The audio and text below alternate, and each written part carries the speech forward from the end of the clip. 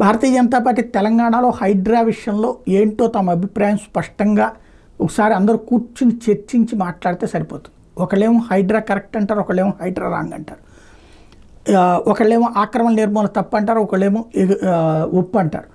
ఇందులో పాయింట్ ఏంటంటే హుస్సేన్ సాగర్లోని ప్రసాద్ ఐమాక్స్ ఒకసారి నా వీడియోలు ఫాలో అవుతుంటే బిఫోర్ లాస్ట్ మంత్ నేనే ప్రస్తావించి హైడ్రా స్టార్టింగ్ అప్పుడు సరిగ్గా లెక్కేసుకుంటే కనుక మన సెక్రటేరియట్ కానీ అవన్నీ ఏంటి మరి బఫర్ జోన్ కిందకే వస్తుంది. అది ఎఫ్టీఎల్ లెవెల్ అంటేనేమో నిండుగాను, బఫర్ జోన్ అంటే ఆ పక్కన అది పొంగేటటువంటి ప్రాంతానికి కాబట్టి అది కూడా వస్తుందని ఇప్పుడు ఈటెల రాజేందర్ అదే చెప్పారు. హుస్సేన్ సాగర్లోని Prasads IMAX, Jalavihar, Paradise hotel ఇవన్నీ ఎఫ్టీఎల్ పరిధిలో ఉన్నాయి.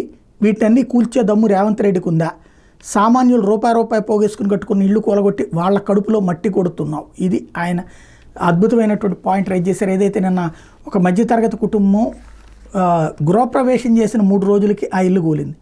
అది ఇప్పుడు పెద్ద చర్చనీయాంశం అవుతున్నటువంటి పరిస్థితి. ఇప్పటికి కూడా పక్కన రిజిస్ట్రేషన్ జరిగి వాళ్ళు గృహప్రవేశం చేస్తున్నప్పుడు కూల్చడం ఏంటి అన్నటువంటిది ఆయన ప్రశ్న.